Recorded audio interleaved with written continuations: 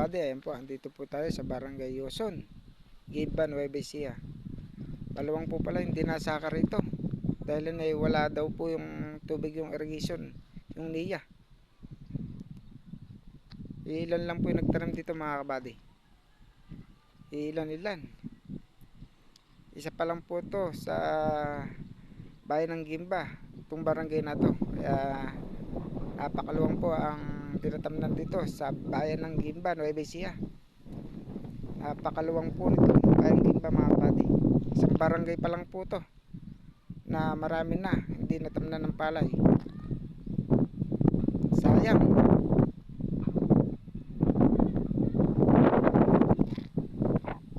Ayun po yung mga natamnan, yung ilan.